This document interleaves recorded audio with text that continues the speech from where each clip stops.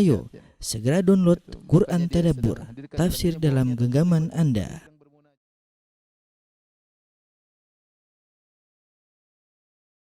Bismillahirrahmanirrahim. Assalamualaikum warahmatullahi wabarakatuh. Alhamdulillahi ala ihsani wa syukru lahu ala taufiqihi wa amtinani. Wa asyhadu an la ilaha illallah wahdahu la syarika lahu ta'ziman li sya'ni. Wa asyhadu anna Muhammadan abduhu wa rasuluhu da'ila ridwani. Allahumma salli alaihi wa ala alihi wa ashabi wa ikhwani. Para ikhwan dan akhwat, para jamaah Masjid Al-Ikhlas Duku Bima Bekasi yang dirahmati oleh Allah Subhanahu wa taala, kita lanjutkan pelajaran kita dari tafsir surat Al-An'am. Kita masuk pada ayat ke-102. Pada ayat yang 101 sebelumnya sudah kita singgung, Allah berfirman, Badi'us samawati wal ard, anna yakunu lahu waladun wa lam takul lahu sahibah, wa khalaqa kulla syai' wa huwa bikulli syai'in alim. Dialah Allah yang telah menciptakan langit dan bumi. Bagaimana mungkin dia punya anak, dan tidak mungkin dia punya istri. Dan dia menciptakan segala sesuatu, dan dia maha mengetahui atas segala sesuatu. Setelah itu Allah berkata, Dzalikumullahu rabbukum. Itulah Allah Rabb kalian. Dzalikum, itulah maksudnya tadi yang sudah disebutkan. Al-Mubdi' yang menciptakan langit dan bumi, yang memiliki sifat-sifat yang mulia. Dialah Allah Subhanahu wa taala, ya, yang satu-satunya yang berhak untuk disembah, ya. Satu-satunya yang berhak untuk disembah. Dzalikum, yang tadi sudah disebutkan, itulah Allah, Rabbukum, dan itulah Rabb kalian. La ilaha illa huwa, tidak ada yang berhak disembah kecuali Allah. Khaliqu kulli syai', dan dia pencipta segala sesuatu. Fa'buduh, maka sembahlah Allah semata. Wa huwa ala kulli syai'i wakil, dan dia adalah pemelihara segala sesuatu. Di sini Allah Subhanahu wa taala menyebutkan berbagai macam dalil rububiyah, ya. Dan juga tentang sifat-sifatnya yang menunjukkan bahwasanya Allah semata yang berhak untuk disembah. Pertama Allah mengatakan dzalikumullah, dialah Allah tadi, mubdi' badi'us samawati wal ardi, menciptakan langit dan bumi. Wa huwa bikulli syai'in alim, yang maha mengetahui segala sesuatu, asma sifat, sifat-sifat Allah yang maha sempurna. Kemudian dialah pencipta langit dan bumi, ya. Rabb kalian, dialah yang menciptakan kalian. Oleh karenanya la ilaha illa huwa, tidak ada yang berhak disembah kecuali Allah. Khaliqu kulli syai', dia mencipta segala sesuatu. Fa'budu, maka sembahlah Allah semata. Maka sembahlah Allah semata. Allah memiliki rububiyah, mengkonsekuensikan dia berhak untuk disembah. Ketika dia esa dalam rububiyah, maka dia sendiri yang berhak untuk disembah.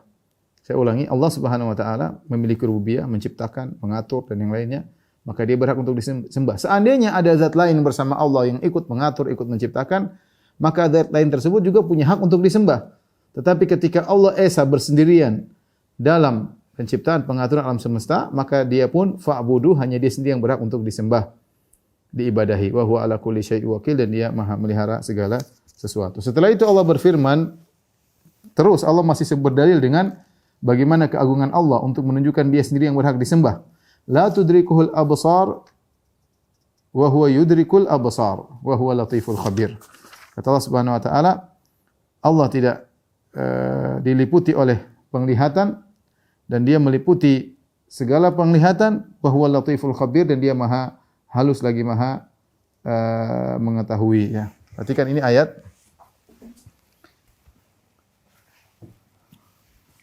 Kata Allah Subhanahu wa taala, la tudrikuhu al-absar wa huwa yudriku al-absar wa huwa al-latiful khabir.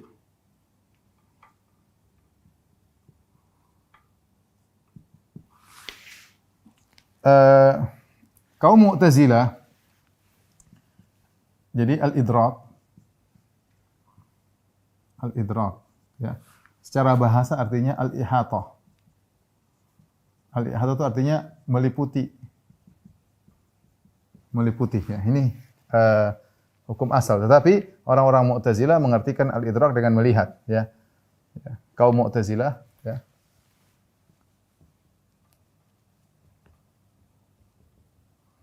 berdalil dengan ayat ini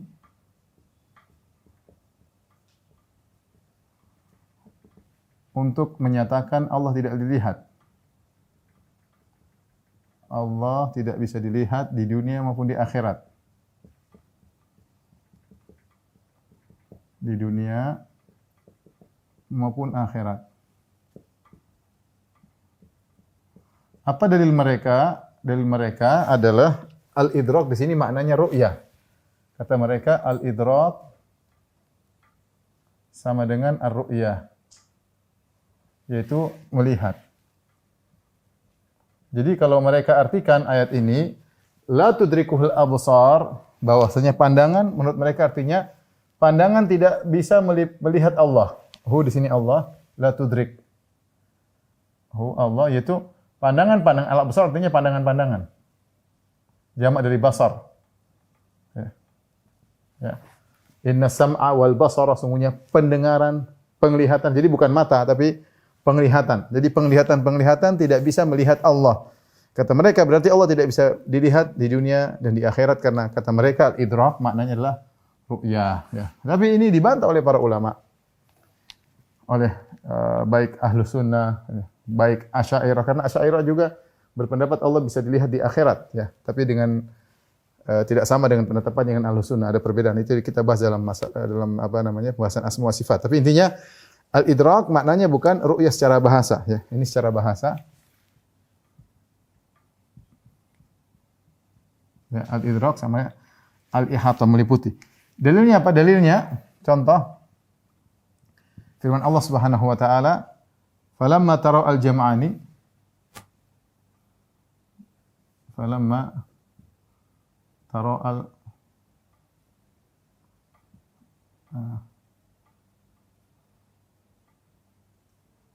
al-jam'ani qala ashabu Musa inna lamudrakun.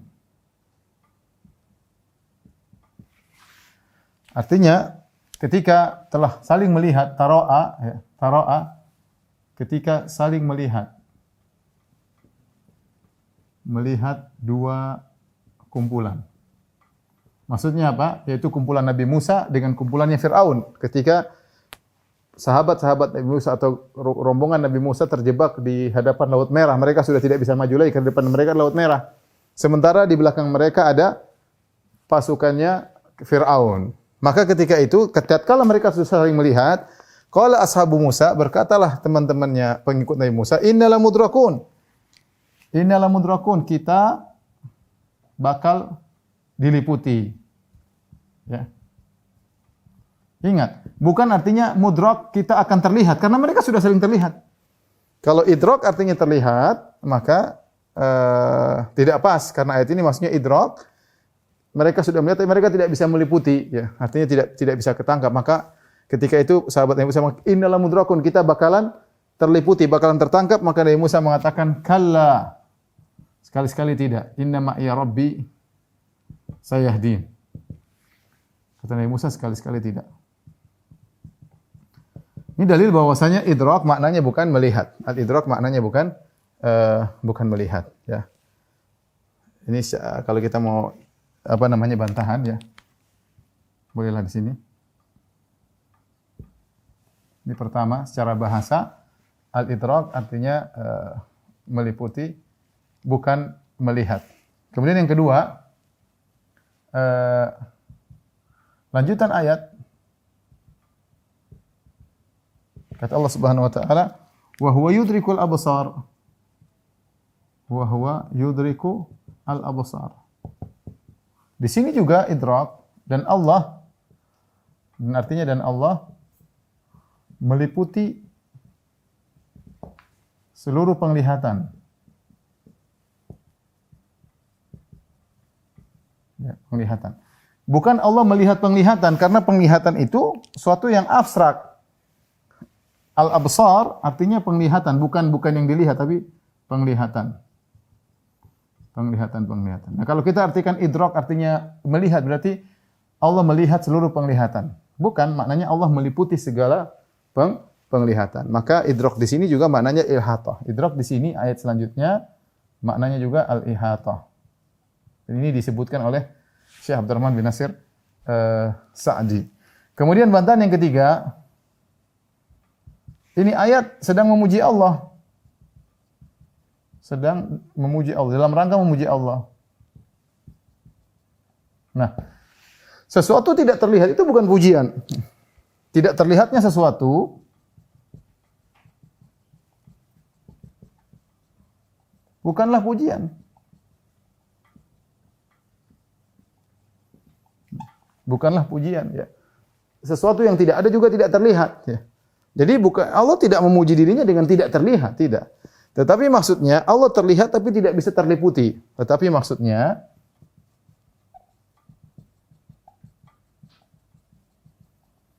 Allah dilihat tapi tidak terliputi, tidak ada yang bisa meliputi zat Allah. Tidak terliputi oleh penglihatan.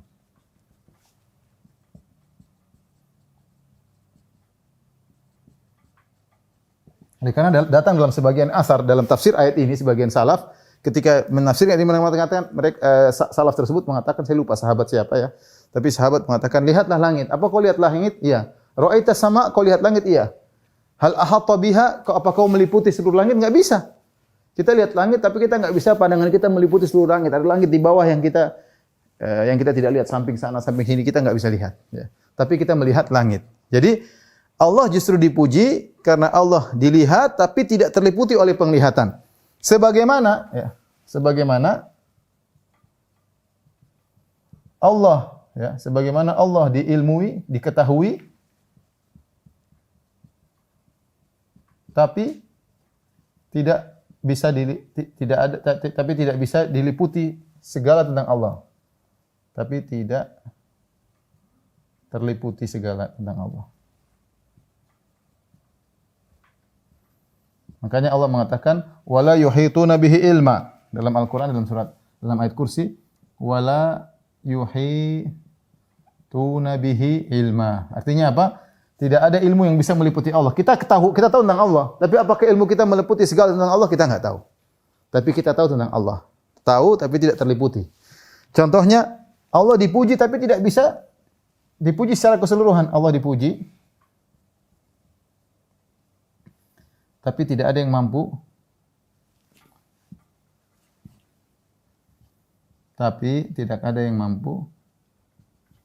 memujinya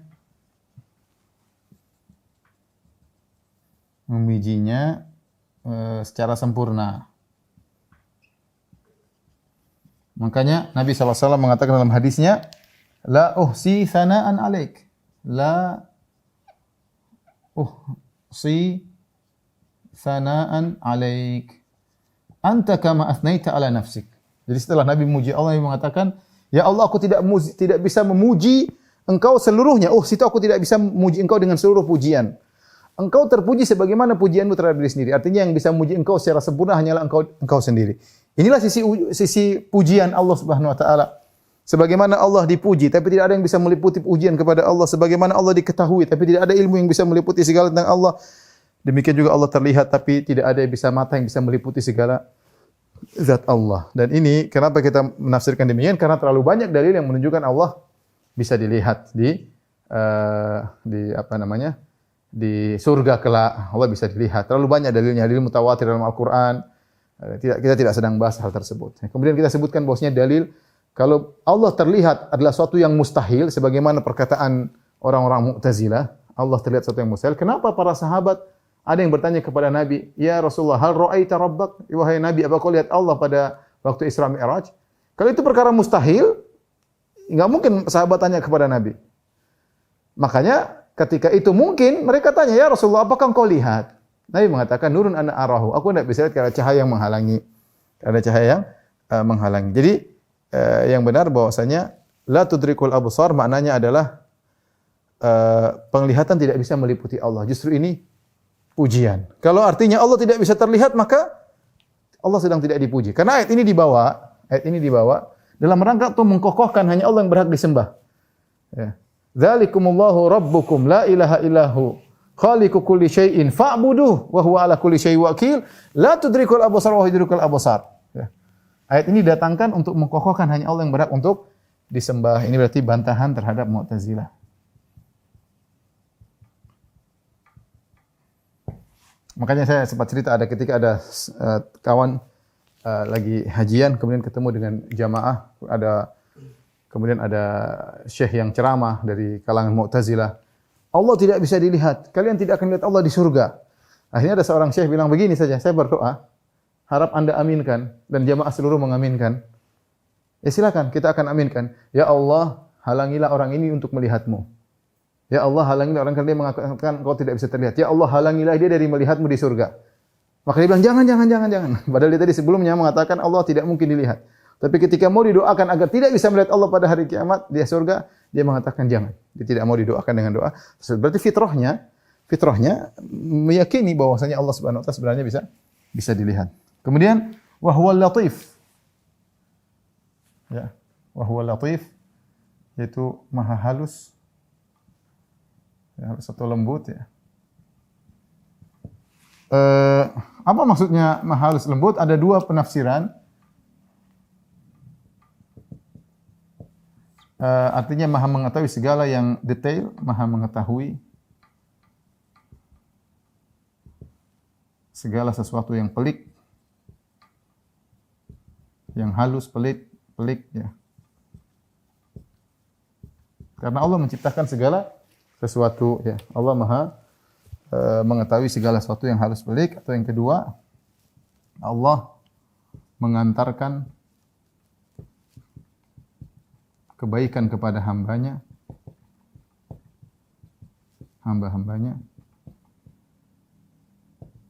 secara halus,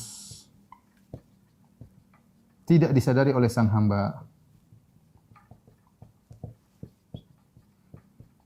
Makanya ketika Nabi Yusuf alaihissalam ketika akhirnya menjadi bendaharawan Mesir, kemudian dia berkata kepada ayahnya, hadza apa namanya, dia mengatakan ya abati hadza ta'wilu ru'yaya qabla min qabla qad ja'alaha rabbi haqqan. Kemudian di akhir ayat kata dia, inna rabbi latiful lima yasha. Sungguhnya Rabbi latif. Allah Maha lembut. Artinya Allah membawakan kebahagiaan bagi Nabi Yusuf dengan perlahan ya. Seakan-akan dia sedang menuju kepada kesengsaraan, tapi ternyata itu menuju kepada kebaikan. Ini namanya latif. Ya. Dari dia dibuang oleh saudara-saudaranya di sumur, kemudian dijual sebagai budak, kemudian dijadikan pembantu, kemudian dipenjarakan, tertuduh mau berzina, dan akhirnya ujungnya menjadi bendaharawan Mesir, menjadi orang terpandang. Oleh karenanya betapa sering Allah membawa kebaikan kepada kita, tidak kita rencanakan, tidak kita pikirkan, ya, tahu-tahu kebaikan itu datang. Bahkan datang dalam perkara yang terkadang kita tidak kita sukai, tidak kita harapkan. Karena kita tidak tahu endingnya bagaimana, tidak tahu ujungnya bagaimana. Kita enggak pingin. Tahu-tahu ternyata itu semua menuju kepada kebaikan. Allah latif. Allah mengantarkan kepada kita kebaikan yang terkadang tidak kita inginkan, ternyata Allah paksa kita dengan cara yang halus tidak kita sadari, endingnya adalah kebahagiaan. Al-Khabir maknanya mirip dengan Al-Latif dari sisi ini. Sama dengan Al-Latif. Jadi Latif ditafsirkan dengan dua penafsiran. Penafsiran pertama mengetahui segala yang halus atau pelik. Al-Khabir pun demikian. Al-Khabir maksudnya maha mengetahui yang detail. Sama mirip dengan Al-Latif,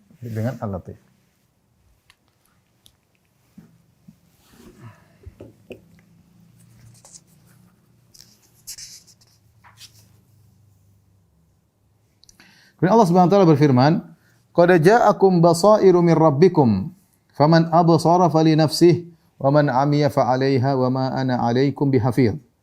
Kata Allah, sungguh telah datang dari Tuhanmu bukti-bukti yang terang. Allah telah datangkan bukti-bukti bahwasanya Dia adalah Tuhan yang berhak disembah secara esa, sendirian, tidak ada yang boleh disembah kecuali Allah semata.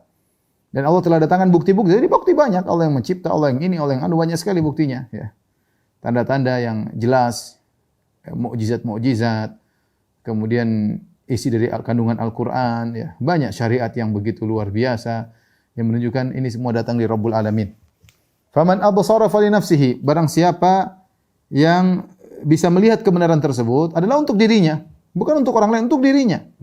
Wa man amiya fa 'alaiha, barang siapa yang buta, ya, maka kemudaratan akan kembali kepadanya. Dan buta maksudnya dia sombong, ya.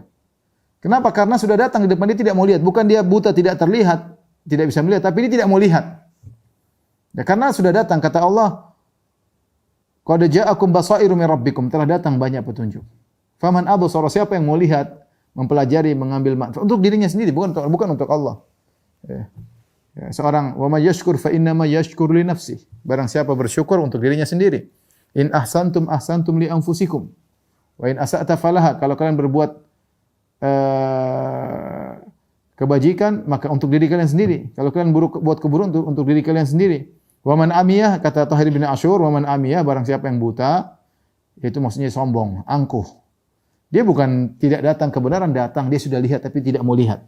Jadi kalau bahasa kita, barang siapa membutakan matanya sendiri. Depan kebenaran depan dia. Dia tidak mau lihat. Ya. Fa alaiha, maka kemudaratan kembali kepadanya. Wa ma ana alaikum bihafidh, dan aku tidak bisa, bukan sekali-sekali penjaga kalian. Bukan sekali-sekali penjaga kalian. Hafidh maksudnya menjaga. Ya. Di sini ada dua tafsiran disebutkan oleh Al-Qurtubi rahimahullahu taala, yaitu aku tidak bisa menjaga kalian dari azab Allah. Kalau kalian ternyata membutakan diri kalian, tidak mau melihat ayat-ayat Allah, tidak mau pelajaran, aku tidak bisa menjaga kalian dari turunnya azab Allah kepada kalian di dunia maupun di akhirat.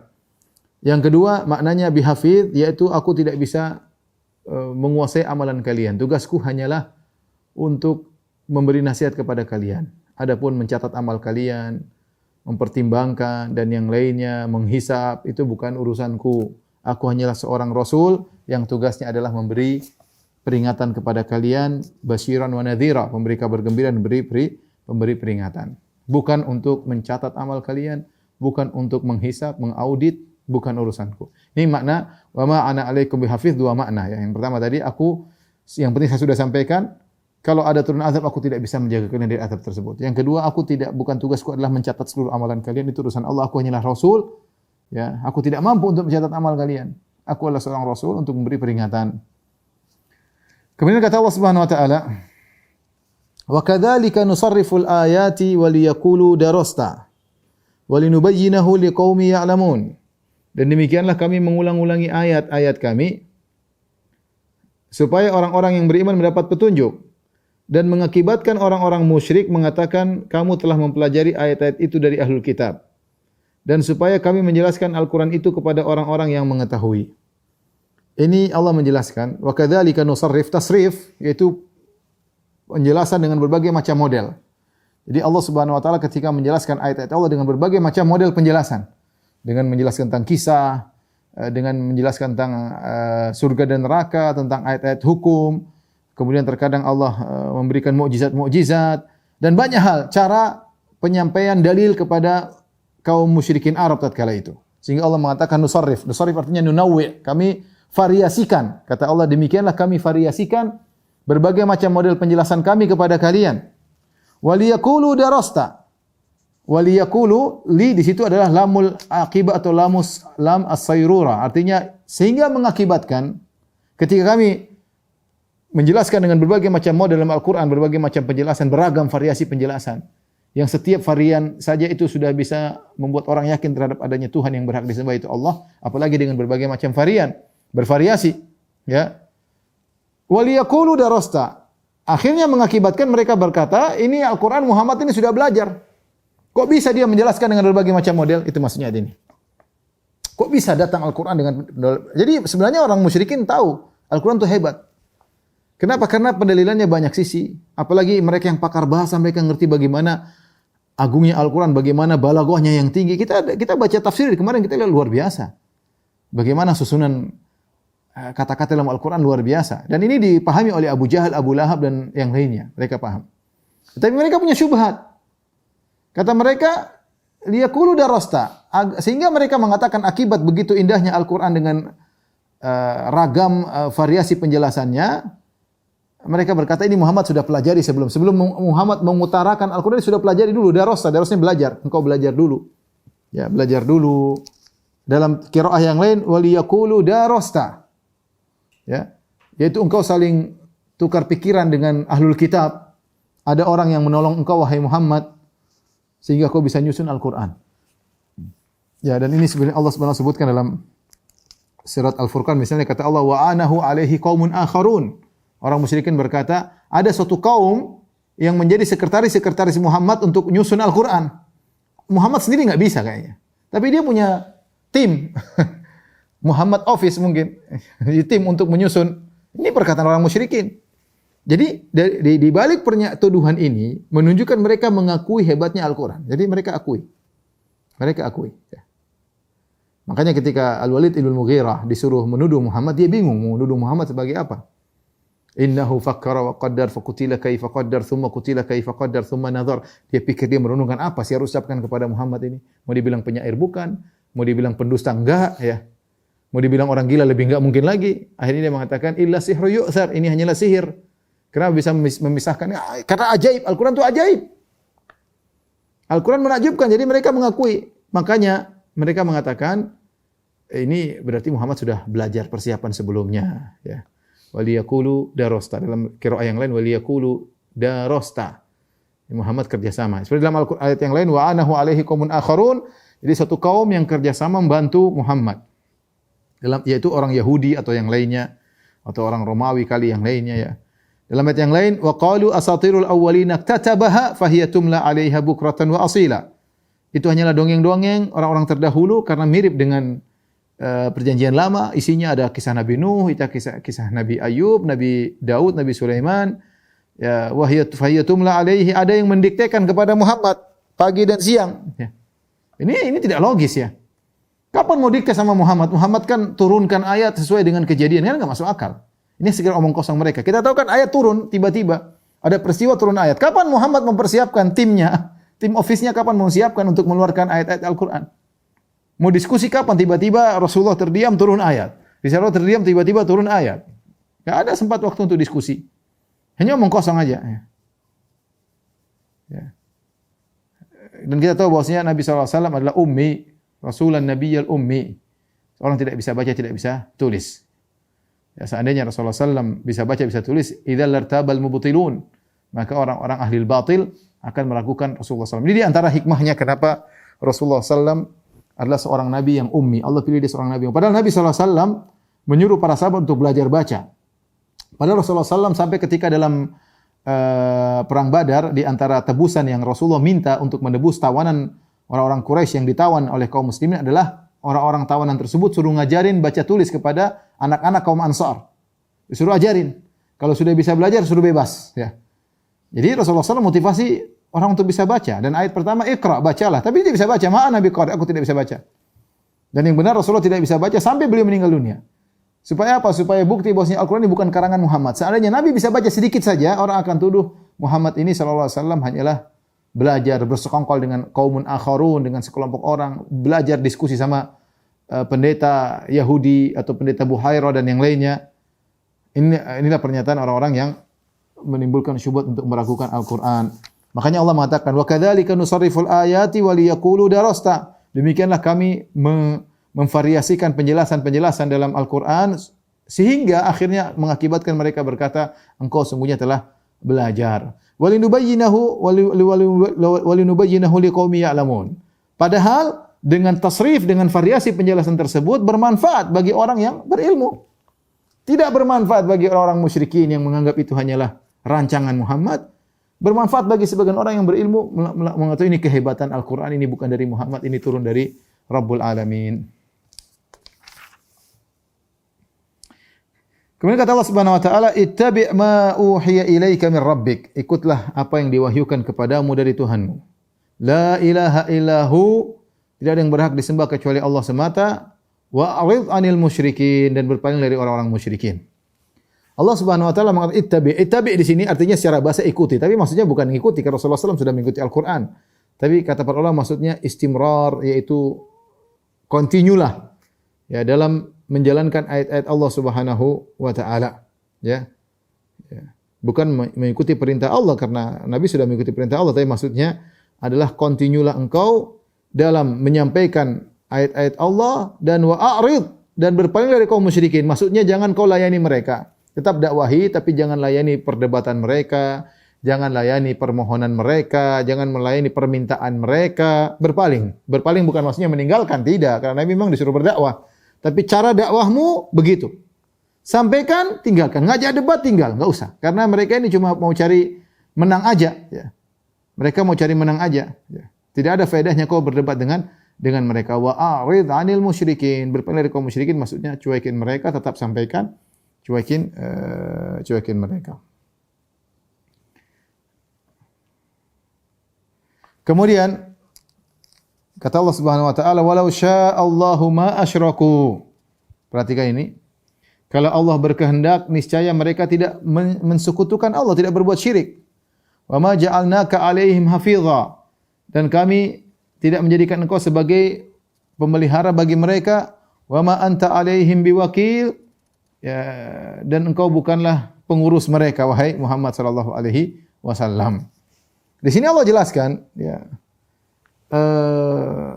Ini sebenarnya ada hiburan bagi Nabi sallallahu alaihi wasallam. Ya, Nabi sudah berusaha berdakwah. Al-Quran turun dengan berbagai macam metode pembelajaran, variasi yang begitu banyak. Tapi mereka tetap musyrik. Maka Allah jelaskan itu sudah takdir. Walau sya'allahu ma asyraku. Kalau Allah berkehendak, mereka tidak akan berbuat kesyirikan. Jadi mereka syirik sudah dikehendaki oleh Allah. Ini sudah takdir. Kita tahu semua yang terjadi ditakdirkan oleh Allah Subhanahu wa taala. Ini bantahan kepada orang Qadariyah yang mengatakan bahwasanya keburukan tidak ditakdirkan oleh Allah. Kita beriman kepada takdir. Wa nu'minu bil qadar khairihi wa syarrihi. Ya, di antara rukun iman yang keenam adalah beriman kepada takdir yang baik maupun takdir yang buruk. Ya. Termasuk di antaranya semua yang terjadi. Iblis jadi iblis sudah ditakdirkan oleh Allah Subhanahu wa taala. Fir'aun jadi Fir'aun sudah ditakdirkan oleh Allah Subhanahu wa taala. Tapi tugas kita adalah berusaha. Bukan berarti ketika Allah mengatakan kami sudah mentakdirkan mereka musyrik berarti Muhammad tidak usah berdakwah. Enggak.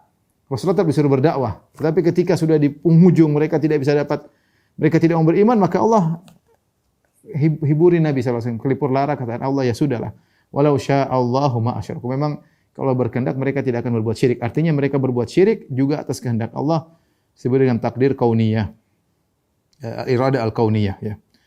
Wa ma ja'alnaka 'alaihim hafidha, dan kami tidak menjadikan engkau, ya, untuk menjaga mereka dari azab Allah. Bukan tugas Muhammad. Kau sudah, jadi Rasulullah sangat sayang kepada mereka, ya. Wala tahzan 'alaihim, dalam Al-Qur'an Allah sering mengatakan jangan kau sedih atas mereka. Rasulullah sedih melihat mereka berpaling dari ayat-ayat Allah. Ya, Rasulullah sedih.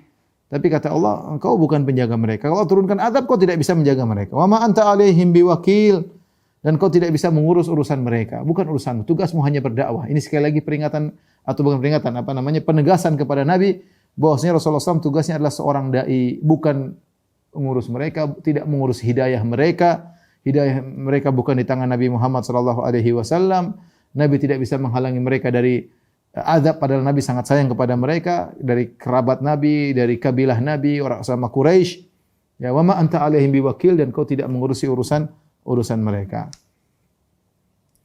Baik, kita lanjutkan. Setelah itu Allah Subhanahu wa taala berfirman, jadi ayat yang penting dalam surat Al-An'am 108. Kata Allah, "Wala tasubbul ladzina yad'una min dunillahi fayasubbullaha 'adwan bighairi ilm."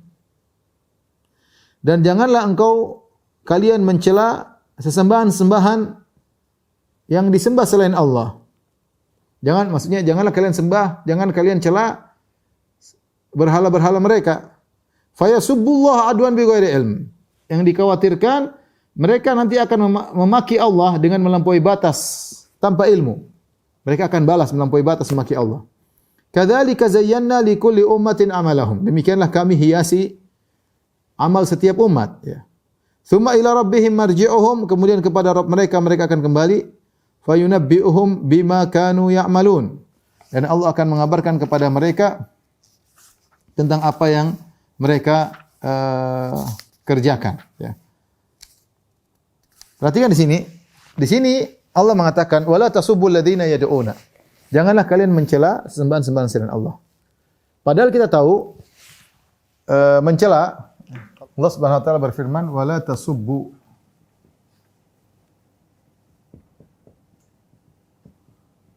yad'una min dunillah fayasubbullah adwan bi ghairi ilm. Ini ayat penting berkaitan dengan syadul dzari'ah. Kata Allah, janganlah kalian mencela, janganlah kalian mencela sesembahan-sembahan selain Allah.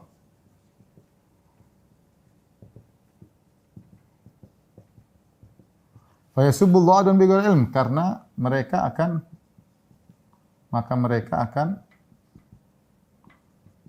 mencela Allah dengan melampaui batas, memaki, mencela Allah dengan melampaui batas tanpa ilmu.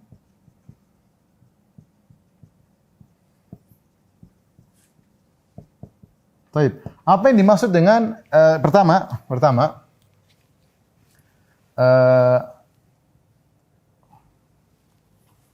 mencela ada dua model ya. Yang pertama dua model. Menghina tanpa dalil. Yang kedua, merendahkan atau menjelaskan kekurangan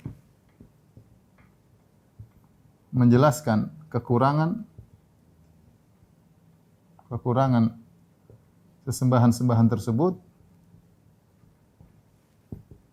dengan dalil. Ini asalnya dituntut. Ini hukum asalnya dianjurkan. Dan ini dalam Al-Quran banyak ya.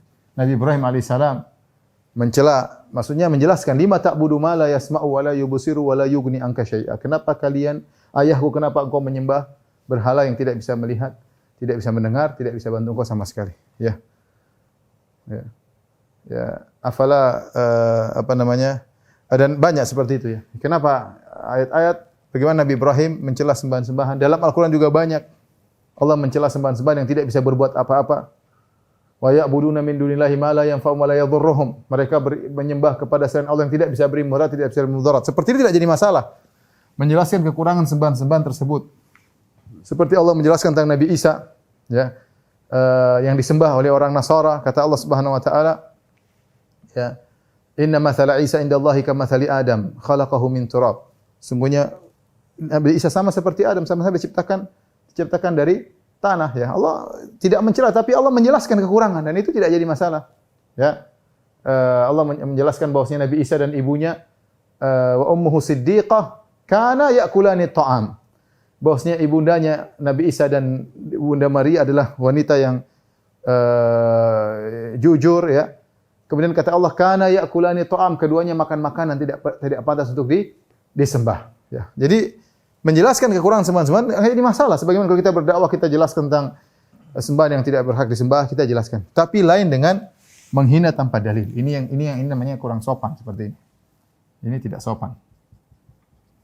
Ya, sekedar memaki-maki tanpa ada dalil, tanpa ada penjelasan, ini tidak diperbolehkan. Ini disindir oleh Tahir bin Asyur dalam tafsirnya. Kalau ini tidak boleh secara mutlak. Tidak boleh secara mutlak ya. Kita hanya apa itu misalnya apalah saya enggak ingin sebutin, tapi maksudnya kita mencela tanpa ada tujuan, tanpa ada pendalilan, hanya sekedar maki-maki. Nah, kenapa? Karena kalau maki-maki semua orang bisa. Kita orang Islam bisa maki-maki, non muslim juga bisa maki-maki, bahkan mungkin makian mereka lebih hebat daripada kita, ya. Tapi kita bukan begitu, kita menjelaskan tauhid. Memang konsekuensi dari menjelaskan tauhid adalah menjelaskan kekurangan sembahan-sembahan Allah. Itu mau tidak mau harus kita jelaskan. Maka kalau maksudnya mencela adalah seperti ini, maka ini tidak sopan dan karena tidak ada manfaatnya dalam berdakwah ya. Tetapi kalau ini dianjurkan. Ini pun kata para ulama, lihat sikon. Ya. Lihat situasi dan kondisi ya. Jika ternyata ada suatu masa di mana kita menjelaskan kekurangan Tuhan mereka, akhirnya mereka mencela Allah, ya, maka tidak dianjurkan dalam rangka satu dzari'ah, ya. Jika mengakibatkan pencelaan kepada Allah, maki Allah, ya, maka tidak dianjurkan.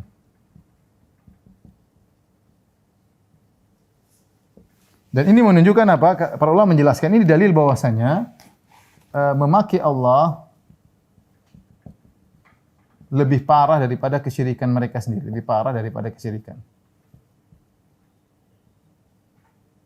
Dan ini bisa saja dalam kondisi tertentu kemudian ada non muslim yang mencaci maki Allah, maka ya sudah kita berhenti, jangan kita bicara yang lain, kita bicara lain dengan tata cara yang lain karena mereka mencaci maki Allah tanpa ilmu dan berlebihan ya dan itu lebih parah daripada kesyirikan. Ini sama seperti kaidah apa? Kaidah amar ma'ruf nahi mungkar. Karena nahi mungkar kita boleh bernahi mungkar selama tidak menimbulkan kemungkaran yang lebih berat. Dan ini ijma' ulama. Tidak boleh seorang bernahi mungkar kalau menimbulkan kemungkaran yang lebih besar. Nah, ketika seorang kemudian menjelaskan tentang keburukan sesembahan selain Allah, tiba-tiba mereka akhirnya mencaci maki Allah lebih parah, ya sudah. Mending kita berhentikan karena menimbulkan kemungkaran yang lebih besar, yang lebih parah daripada sekedar kesyirikan. Lebih parah daripada kesyirikan yang mereka lakukan ya. Ini berarti termasuk dalam kaidah dan inilah disebut dengan kaidah dalil tentang sadduz zari'ah ya. Ini ayat adalah dalil tentang kaidah sadduz zari'ah yang artinya menutup celah-celah yang mengantarkan kepada maksiat, kepada kemungkaran. Dan ini banyak dalam Al-Qur'an, dalam hadis-hadis Nabi sallallahu alaihi wasallam tentang hal tersebut. Segala sarana yang bisa mengantarkan kepada keburukan maka tidak boleh kita lakukan. Ya, taib. Kalau seorang mencela kata Allah fa yasubbullah adwan bi ghairi. Mereka akan mencela Allah Subhanahu wa taala. Mereka akan mencela Allah dengan melampaui batas tanpa ilmu. Timbul pertanyaan. Bukankah orang-orang musyrik Arab mengakui Allah sebagai Tuhan? Dan terlalu banyak dalilnya sebagai Tuhan. Lantas kenapa mereka mencela Allah?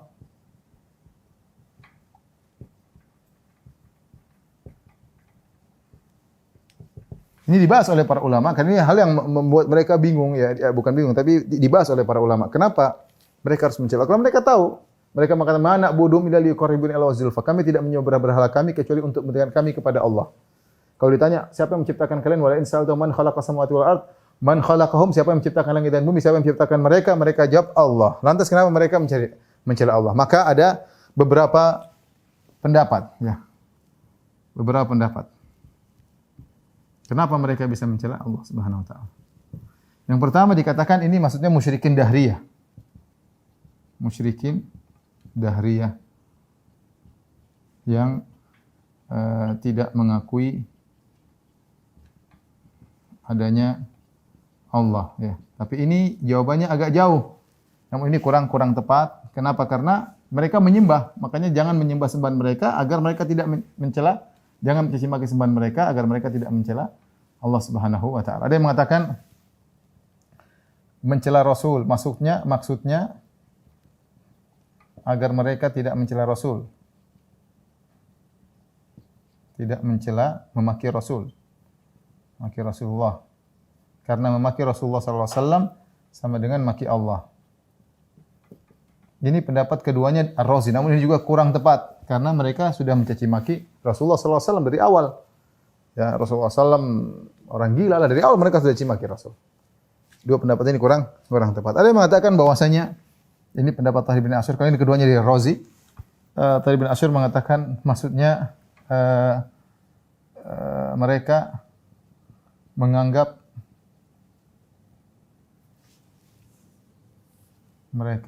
menganggap Allahnya Muhammad adalah setan ya. Ya, bukan Allahnya mereka.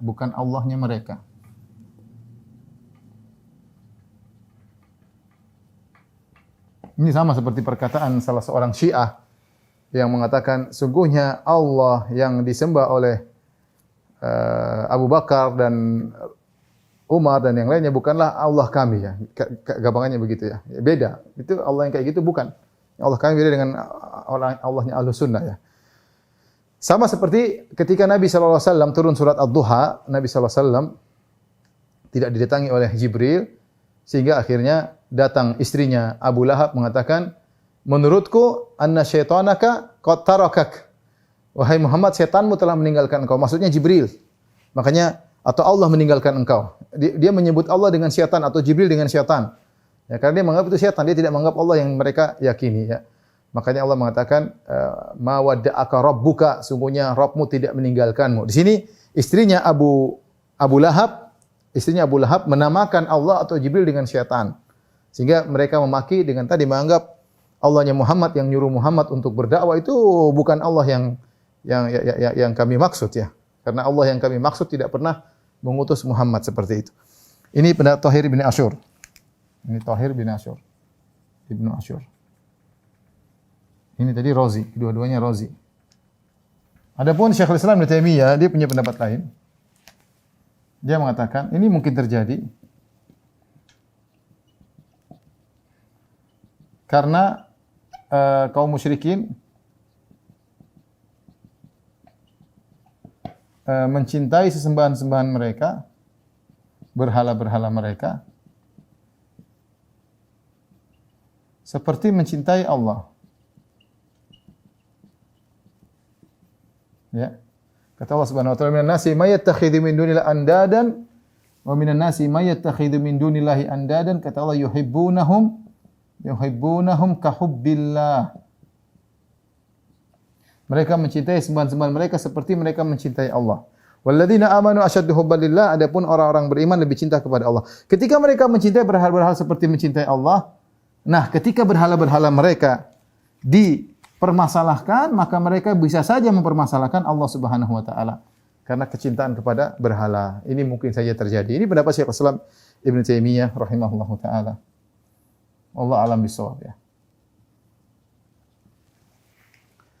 Baik. Kemudian Allah Subhanahu wa taala berfirman, "Kadzalika zayyana likulli ummatin amalahum." Dan demikianlah kami jadikan setiap umat menganggap baik pekerjaan mereka. Ya, dan ini bagi setiap umat, ya, masing-masing, ya. Orang-orang kafir menganggap perbuatan mereka baik, orang-orang beriman menganggap perbuatan mereka baik sehingga mereka semakin kokoh dalam perbuatan yang mereka lakukan, ya. Iblis yang menjadikan orang-orang musyrikin menganggap perbuatan mereka adalah perbuatan yang baik. Kata Allah, "Tsumma ila rabbihim marji'uhum." Kemudian kepada Rabb mereka lah mereka akan kembali. Silakan masing-masing merasa baik. Ya, Allah mentakdirkan begitu. Mereka merasa masing-masing apa yang mereka lakukan itu baik. Tapi ingat, ada hari keputusan. "Tsumma ila rabbihim marji'uhum." Semuanya akan kembali. Yang kafir, yang musyrik, yang muslim, yang mukmin akan kembali kepada Allah. Fayunabbi'uhum bima kanu ya'malun, dan Allah akan mengabarkan kepada mereka atas apa yang mereka kerjakan, ya. Baik.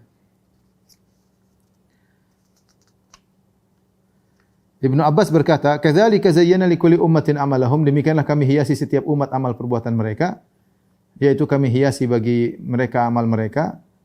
Kata Ibnu Abbas, "Zayyana li ahli ta'ati ta'ah." Kami hiasi bagi pelaku ketaatan mereka kami hiasi. Wa li ahli al-kufri al-kufra, dan kami hiasi kekufuran bagi pelaku kekufuran, ya. Sama seperti firman Allah, "Yudhillu may yasha' wa yahdi may yasha." Allah menyesatkan siapa yang Allah kehendaki dan Allah beri hidayah kepada siapa yang Allah kehendaki. Ini semua bantahan terhadap Qadariyah. Qadariyah mengatakan Allah tidak mentakdirkan keburukan.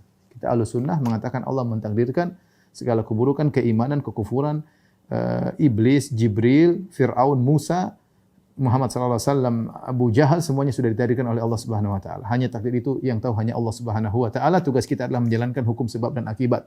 Sebab akibat, jika ingin berbuat masuk surga maka berbuat kebaikan, jika ingin masuk neraka silakan berbuat kemaksiatan, dan kita sama sekali tidak ada yang maksa kita. Tidak ada yang maksa kita didorong ke kesyirikan, tidak ada. Kita bebas melakukan apa yang kita kehendaki. Sebagaimana kita bebas mau kemana, bebas mau pilih makanan, bebas mencari pekerjaan. Kita juga bebas milih iman dan kufur, meskipun semuanya sudah ditakdirkan. Taib. Ayat berikutnya, insyaallah 2 ayat lagi, ya. Allah Subhanahu wa taala berfirman, "Wa aqsamu billahi jahda aymanihim." Ya. Mereka bersumpah dengan nama Allah dengan segala kesungguhan. Jahda iman itu sungguh-sungguh mereka bersumpah. La in ja'atuhum ayatun la yu'minunna biha. Kalau datang kepada mereka ayat, mereka akan beriman kepada ayat tersebut. Beriman kepada Allah. Qul innamal ayatu indallah. Katakanlah bahwasanya mukjizat-mukjizat itu hanya di sisi Allah Subhanahu wa taala. Wa ma yusy'irukum anna idza ja'at la yu'minun. Ya. Dan apakah yang beritahukan kepadamu apabila telah datang mukjizat mereka tidak akan beriman, ya. Jadi di sini mereka menuntut kepada Nabi sallallahu alaihi wasallam, "Wahai Muhammad, datangkan mukjizat. Bikin begini, bikin begitu. Kalau datang kita akan beriman." Ya. Dan mereka bersumpah, demi Allah, kami akan kami akan beriman kalau kau datangkan mukjizat yang kami minta. Tapi percuma. Ya. Kata Nabi, Allah suruh katakan, "Qul innamal ayatu indallah." Katakanlah kepada mereka yang berhak menurunkan mukjizat Allah, bukan saya hanya rasul. Allah kasih mukjizat ya kasih, kalau enggak ya enggak. Kalau Allah tidak menuruti kemauan kalian, terserah Allah Subhanahu wa taala. Tugasku hanya menyampaikan. Bukan urusanku mukjizat, bukan urusanku. Dan apakah kalau sudah datang mereka bakalan beriman? Belum tentu. Ya. Di sini perhatikan, mereka bersumpah dengan nama Allah.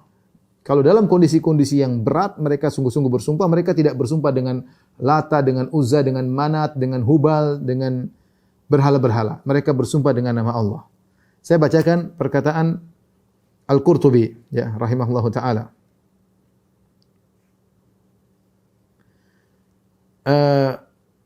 Wa dzalika annahum kanu ya'taqiduna anna Allah huwal ilahul a'zam. Kenapa mereka bersumpah dengan nama Allah kalau dalam kondisi sungguh-sungguh? Kata Al-Qurtubi rahimahullah, karena mereka meyakini Allah adalah sesembahan yang teragung. Wa anna hadhil alihata innama ya'budunaha dhannan minhum annaha tuqarribu minallahi zulfa. Adapun sembahan-sembahan yang mereka sembah ini, kenapa mereka sembah? Karena mereka menyangka sembahan-sembahan ini akan mendekatkan mereka kepada Allah. Kama akhbaru anhum biqaulihi ta'ala, sebagaimana Allah kabarkan tentang mereka, mereka berkata, "Ma na'buduhum illa liqarribuna ilallahi zulfa." Kami tidak menyembah mereka kecuali untuk mendekatkan kami kepada Allah. Wa kanu yahlifuna bi abahim wal bil asnam bi ghairi dzalik. Mereka padahal terbiasa bersumpah dengan patung-patung mereka, dengan nenek moyang mereka, dengan berhala-berhala mereka dan sumpah-sumpah dengan yang lainnya. Wa kanu yahlifuna billahi ta'ala. Mereka juga bersumpah dengan nama Allah Subhanahu wa taala. Tetapi kalau sudah wa kanu yusammunahu jahdal yamin idza kanat al yamin billah. Tapi kalau sudah bersumpah dengan nama Allah itu sumpah yang benar-benar. Ya. Jadi kalau sudah sungguh-sungguh mereka, "Ya Muhammad, demi Allah, kalau kau datangkan mukjizat yang kami minta, kami beriman kepada Allah." Tapi Allah bilang enggak. Katakanlah pada mereka, mukjizat di tangan Allah bukan di tangan Muhammad. Tapi intinya mereka percaya kepada Allah Subhanahu wa taala, bahkan mereka bersumpah dengan nama Allah dalam kondisi yang mendesak, ya. Kemudian ayat terakhir yang kita bahas pada malam hari ini, firman Allah Subhanahu wa taala, "Wa nuqallibu afidatahum wa absarahum kama lam yu'minu bihi awwala marrah wa nadharuhum fi tughyanihim ya'mahun." Dan begitu pula kami palingkan hati dan penglihatan mereka seperti mereka belum pernah beriman kepada Al-Quran pada permulaannya. Dan kami biarkan mereka bergelimang dalam kesesatan yang sangat, ya. Di sini Allah membolak-balikkan hati mereka sehingga mereka tidak beriman. Kenapa? Kama lam yu'minu bihi awwala marrah. Sebagaimana mereka tidak beriman sebelumnya. Dan ini bahaya. Kalau orang melakukan kekufuran bisa mendatangkan kekufuran yang lain. Jika orang melakukan kemaksiatan bisa mendatangkan kemaksiatan yang lain. Falamma zagu azagallahu qulubahum. Tatkala mereka menyimpang, Allah simpangkan hati mereka. Sebagaimana mereka tidak beriman di awal, Allah palingkan mereka lebih parah lagi. Ya, makanya al-ma'siyah tunadi bi ukhtiha. Maksiat akan memanggil teman saudara-saudaranya untuk datang berhadir bersama dia. Betapa banyak maksiat satu menjerumuskan kepada maksiat yang lain, ya. Dan ayat-ayat seperti ini banyak, hadis-hadis juga banyak. Oleh karena seorang waspada jika dia bermaksiat segera dia bertobat kepada Allah Subhanahu wa taala, jangan sampai mengakibatkan timbul maksiat yang lain. Lihatlah mereka ketika awal mereka menolak Al-Qur'an, akhirnya dipalingkanlah hati mereka, pendengaran mereka sehingga mereka semakin tidak beriman. Kata Allah, "Wa nadharuhum fi tughyanihim ya'mahun." Kami biarkan mereka dalam sikap mereka melampaui batas, ya. Dalam kondisi bergelimang dalam kesesatan, ya. Yang menunjukkan bahwasanya orang yang berlebih-lebihan dalam kesesatan maka membuat dia menjadi buta, ya, sulit untuk mendapatkan hidayah dan iman. Wallahu a'lam bishawab. Demikian saja kajian kita para jamaah Masjid Al-Ikhlas Dukuh Bimi rahmatillah subhanahu wa taala. Insyaallah kita lanjutkan pada kesempatan yang lain. Kurang lebihnya saya mohon maaf. Wabillahi taufiq wal hidayah. Assalamualaikum warahmatullahi wabarakatuh.